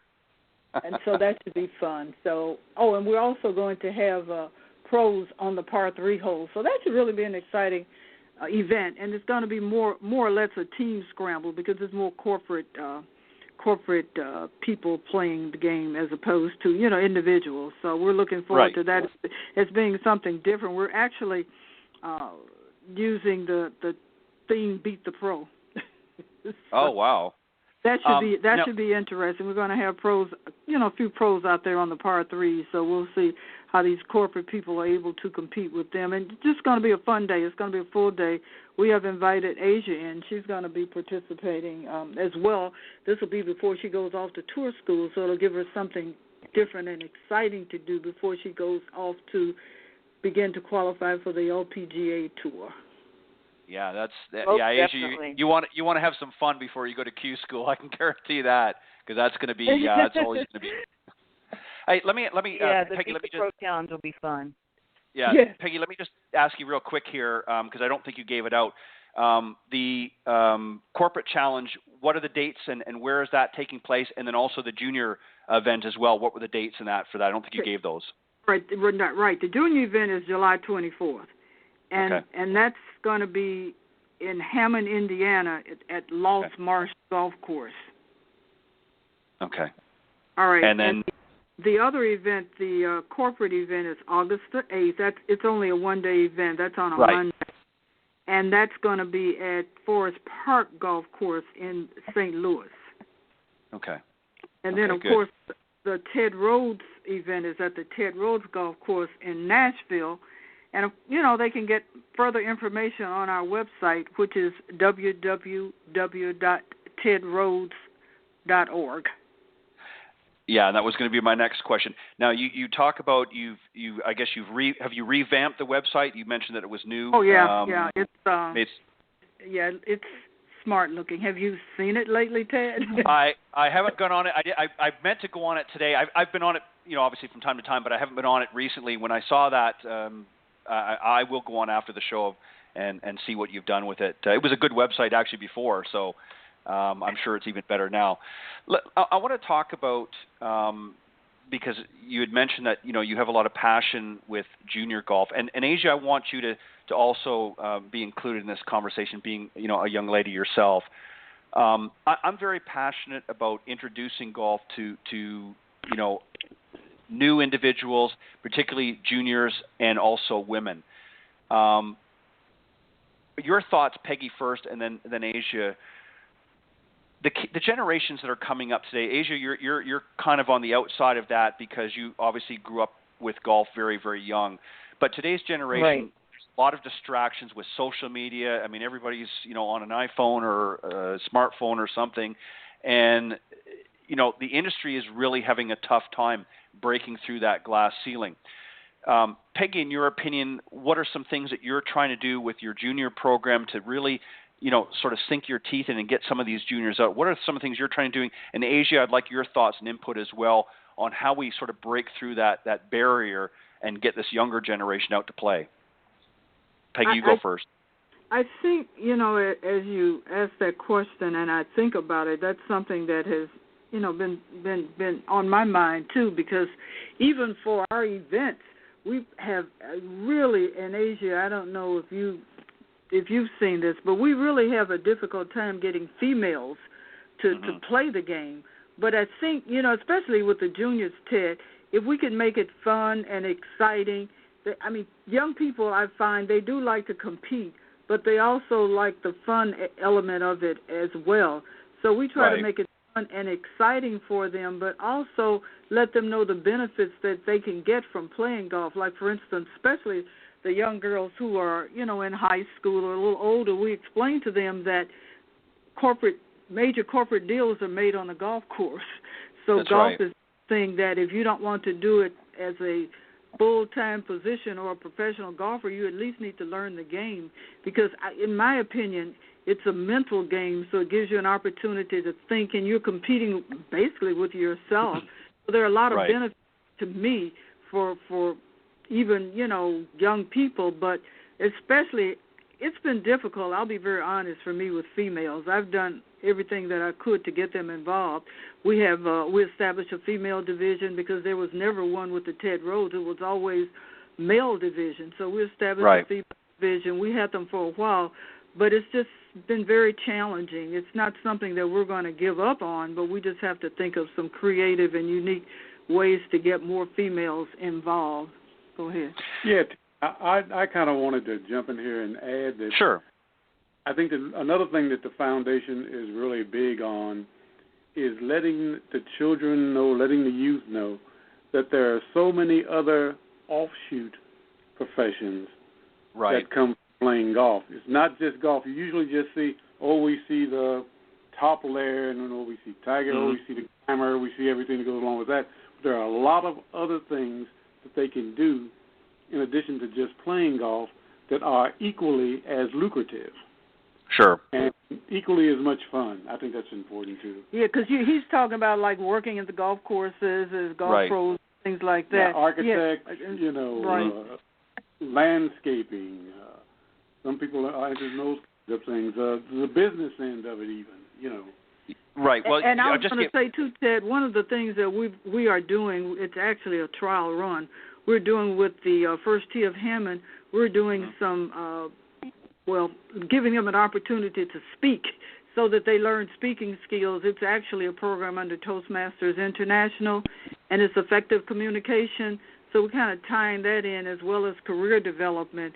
There's a piece that we do on career development so they can understand, like Sid was saying, not only can you become a golfer, but you can be a golf pro, you can work at a golf shop, you can do golf clothes. There's just so many apparel. There's just so many other different aspects of golf other than playing the game.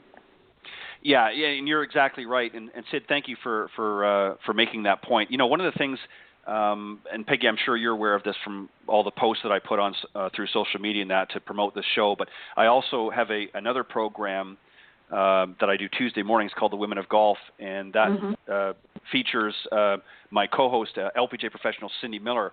And the point I was going to make with that, Cindy, of course, has not only played, she was on one of the early big breaks, and she was also has played on the LPGA as well as the Legends Tour now, but she's a teaching professional.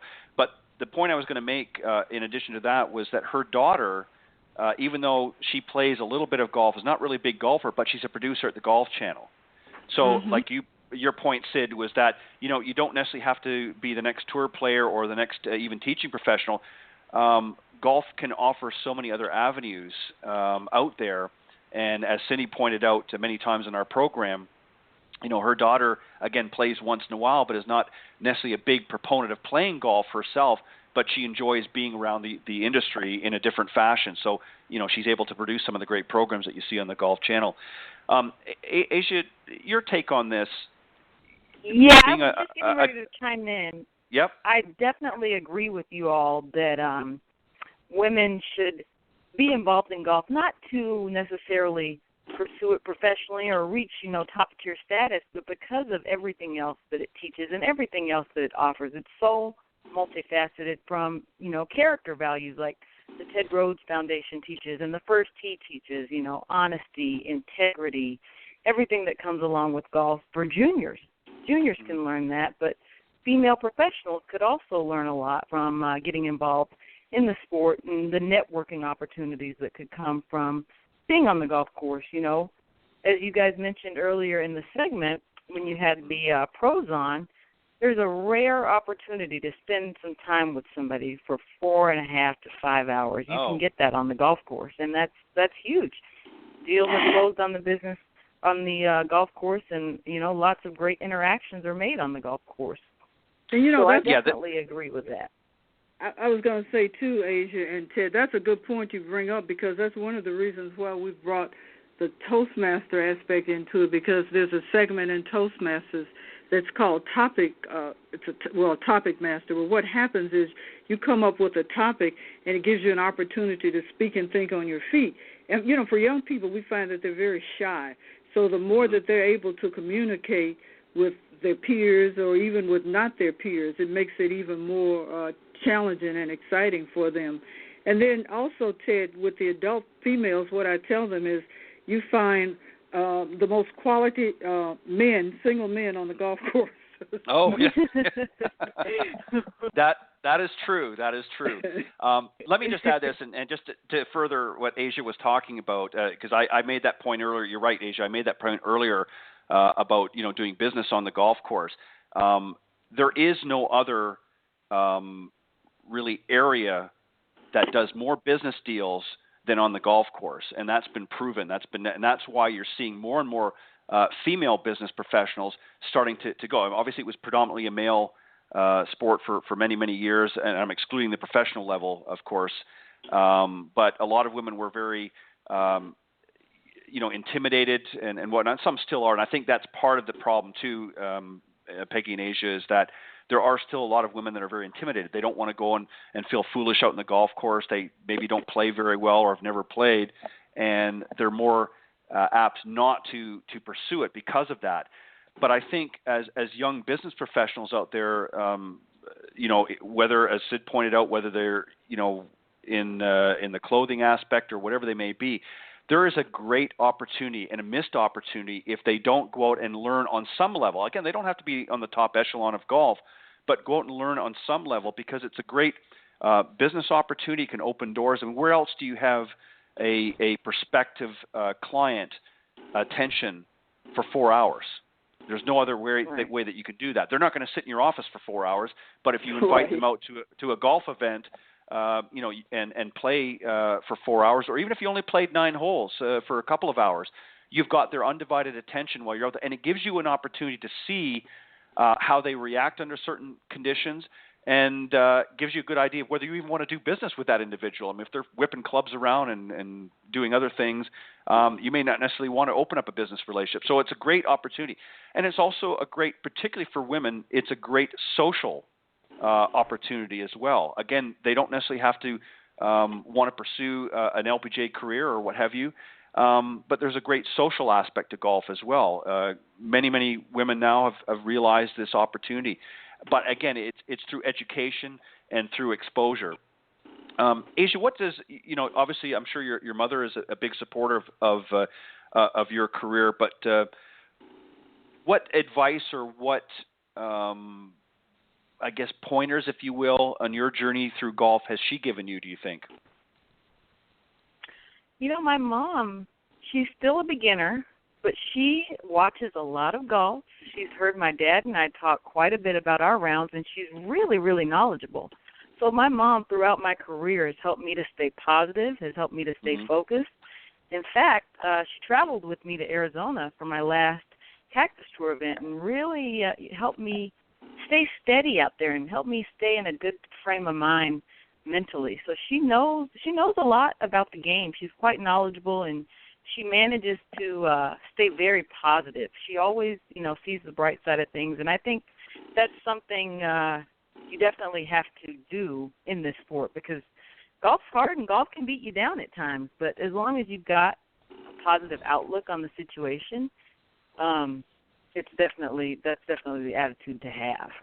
And speaking of attitude, that was one thing about my father that I like, and people often say, is that he was always very positive. Even when things were not going the way I'm sure that he would have wanted them to be, he stayed upbeat and positive. I've never heard anyone say anything bad about him. Even now, Ted and Asia, I've gone and said, I've gone to golf courses, and people, they don't know who I am, but I'll walk up and they'll be talking about him. What a gentleman he was and how positive he was. But he was very passionate and very focused. So he stayed positive, even though things were obviously a lot more difficult then than they are now. Right.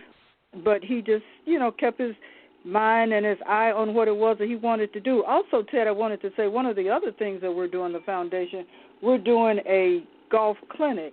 Now, at first we were going to do a women's golf clinic, and we have more women that are interested than men, but the other day I had a couple of men who are interested, so we may do a combination of both. But I think that will also be an opportunity to get women perhaps even excited or to understand the game, and it's going to be an 8-week golf clinic, and that's going to be through the foundation. That's fantastic. Asia, let me ask you real quick about your career. Obviously, right now your pursuit is to get out in the LPGA and to be able to compete. But at some point down the road, as we all do, our competitive juices sort of shift a little bit. Do you see yourself moving then at that point, after you've had a successful career on the tour life, maybe going back and giving back as so many have done on the teaching side of things, or do you have other aspirations as well? It's interesting that you asked that, because that's definitely a conversation that I've had with my team in the past. And after I finish my competitive career, I definitely plan to give back. That's actually something that I feel really, really passionate about, because I know older women have a lot of incentives and a lot of reasons to play golf, especially on the business side of it. But sure. I really feel strongly about junior golfers, junior females in particular, having a role model, having somebody to look up to. I didn't necessarily have that when I was younger and learning golf. I really looked up to Tiger Woods. I admired his great skill. But on the female side, I really didn't have anybody until I got a little older, and I really looked up to Lorena Ochoa. I loved her class. I loved her poise, and she was up at the top in nearly every tournament she competed in. So I really looked up to her, and that's something, you know, that I want to stand for when I make it to the LPGA. I want to be someone that the young girls can look up to, someone that they, you know, can aspire to be like, not only in terms of skill, but in terms of character value and my grace and what I stand for. So after my career's over, I can definitely see myself still, you know, involved in the golf industry because I'm so passionate about it. Definitely giving back to the community in one form or another. But an idol, a role model is what I feel like young girls are lacking right now. There's tons of great girls out there on the LPGA, but I think women's golf may need a new face and someone a little more present. Well, and well said. And, you know, the interesting thing, too, Asia, is if you look at the statistics in golf, the biggest growth in golf is in the women's market. And so there's definitely an interest there, women wanting to get out and wanting to participate, not necessarily, again, on a competitive or at a level that you're playing at, but women are starting to, again, as I used earlier, breaking through that glass barrier. Some a little slower than others, but nevertheless, it is happening. We've had many of them on the program, as I said, on the Women of Golf show, Cindy Miller and I, and we've had some great young up-and-coming professionals on the Symetra Tour, and we've actually had a few off the Cactus Tour as well on the show, and which is going to be my next question to you, Asia. And Peggy, I'll let you help me coordinate this since I don't have the content information, but you can forward my information on to Asia. Asia, I would like to formally extend an invitation to come on for a separate interview on the program and let you talk a little bit more about your career and some of your things that you want to do as well. So if you're up for more game, than happy to do so. Yeah, if you're game for that, then we'll set that up and we'll get you. That sounds we'll fantastic. Get you. Yeah, we'll get you on before you go to Q school while you're still in some good spirits, because you're gonna, you know, Q school is tough as you know. So I want to make sure you're up when you come on the show. It's a battle, and I'm prepared for it. That's what I'm working on right now. It's a grind. So I'll be ready come August. I know you will. I have absolutely no doubts after speaking with you this evening. Peggy, we're getting close to our time here, unfortunately. And I loved having you on, and you know you have an open invitation to come on anytime that you want to share that with my audience, of course. But let's very quickly recap the dates and that and the events, when they're coming up, and where people can go to get more information, not only on the foundation, but also on the events as well. Excellent. Well, my first event is coming up shortly, July 24th, ages 5 through 18. And we're partnering with the First Tee of Hammond Lost Marsh Golf Course in Hammond, Indiana. The next event is August 8th, 2016, which is a corporate charity event. We're having Lee Elder, Todd Kerstedt, and that will be at the Forest Park. Well, they call it something else, but it was originally called the Forest Park Golf Course in St. Louis. And we're providing scholarships at that time to Asia, Christian Heavens, and the Birdie Sisters. And our last event, wrapping up the summer, is September the 10th through the 11th at the Ted Rhodes Pro-Am Golf Classic, and that's going to be at the Ted Rhodes Golf Course in Nashville, Tennessee. All of the information regarding all three of those tournaments is on the website, and the website, once again, is www.tedrhodes.org. We have an 877 number if someone wants to call. They're not computer literate. It's 877-913-9009. And believe it or not, there are a few out there that still haven't figured out how to turn the computer on. So that's good that you have that information. Peggy, as always, you know, it's a pleasure to have you on here. And I understand and I get, you know, the legacy that your father has really left and what you're trying to do here. And I think it's extremely important. You know, that we continue to open up doors for everyone and that we continue to break down those barriers. I want to see more juniors come into the game, and I want to see a more diverse and broader spectrum on the golf tours, not just on the tours, but in the business industry as well. I think that the more that we can do to expose the younger generations and women, of course, to the game of all ethnicities, I think is important. It's going to help grow the game. And I think, as I mentioned earlier, Asia, as I know you were tuning in earlier in the show, I think that golf mimics life in so many ways. There's so many, not just business opportunities in the golf industry, but it mimics life in its journeys, if you will, so very closely. And there's a lot of things that people can learn, great life lessons that people can learn by getting out on the golf course and being exposed to golf. And I think that if we can pry these handheld devices out of some of these youngsters, we can get them out on the golf course and get them to shut down social media a little bit and get out there and have some fun, as you said earlier, Peggy. I agree, because we don't have, all of them aren't basketball players or football players and that, but I'm sure there are some potential golfers out there, so they just need to be exposed to it and learn that can be just as exciting as some of the other sports that our young people are involved in. Well, and so many, we see a lot of the pro athletes, whether it be football, baseball, all sort of transition after their, careers have ended in that limelight, transfer, into, Lawrence Taylor comes to mind. He was on the show here last year. He came on with Paula Pearson-Tucker and, had a great show. And, of course, his football career has wound down some years back, but, he goes out and has his own tournament, of course, in South Florida. But, so many of them do transition. But I would like to see more women like Asia, young girls getting into the sport, getting in at an early age and just, taking it wherever it takes them. And I think that, again, even if they don't choose to go to the level that you do, Asia, I just think if they get exposed to it, there are so many other opportunities and doors that can be open. And as Peggy put out, it's a great place to meet some great successful single men out in the golf course. So that's an incentive right there. And Sid said, and women too. Well, that's true. Very few, Ted. That's what we're trying to do. But let me just say too, before we close real quick, I am really excited to have Asia as part of the foundation, because we have been looking for someone like an Asia with that kind of focus and that kind of energy and enthusiasm, and I think she makes a good role model for us. And so we're going to do everything we can to assist her, but certainly we need support from the corporate community. So Ted, if you would share perhaps our website and things like that with people, we would love to. And I can't thank you enough for having us on, and I'm excited that I was able to bring Asia on board, and I'll make sure you get her contact information. Okay, perfect. Yes, thank Asia, you so much, Ted.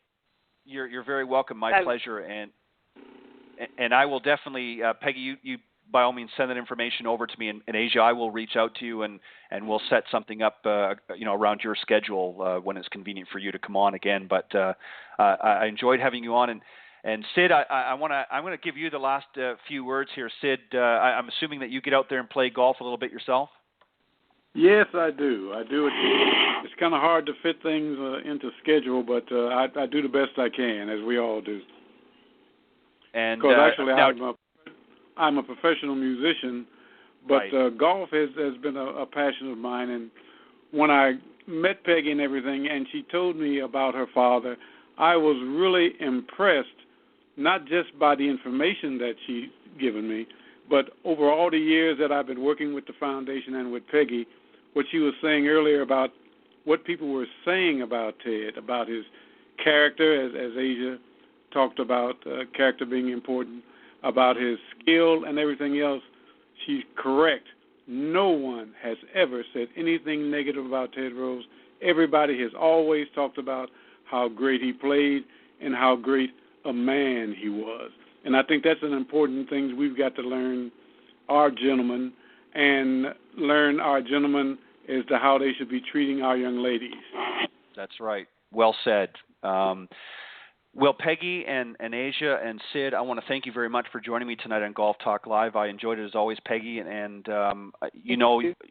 reach out anytime, and I will do everything I can to help spread the word not only about the events but also about the foundation and that as well. And you're right. I think if we can twist a few corporate arms, I think that we can do some great things. So I'll be more than happy to help you. Don't ever hesitate to ask. Thank you, Ted. I appreciate it. It's been a wonderful evening as well with visiting with all of you. So thanks again. I enjoyed it as well. Thanks for having us on, Ted, Peggy, Sid. I enjoyed chatting with all of you, and I'd like to welcome anyone tuning in to join me on my journey as well. I'll be playing in about half a dozen events before Q School, and all of my tournament results I post on my website at asiaadell.com. So that's ASIAADELL.com, as well as my Facebook page, and that's Asia Adell Golf. So anyone tuning in, I'd love to have you join me on my journey, and I welcome all the support.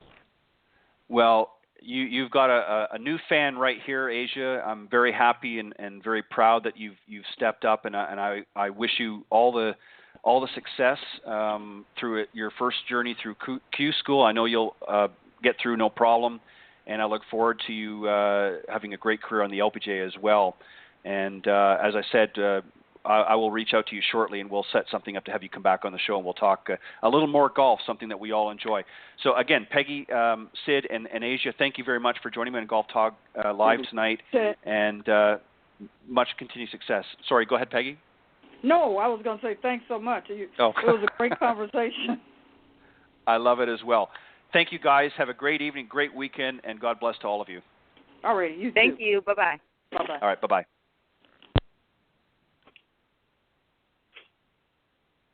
All right, that was my very special guest, Peggy Rhodes-White, daughter of course, the late Teddy Rhodes, who was one of the really early pioneers in golf, and he really helped pave the way for a lot of African American golfers that followed him, as we discussed tonight here. Charlie Sifford, of course, and Lee Elder, and many others.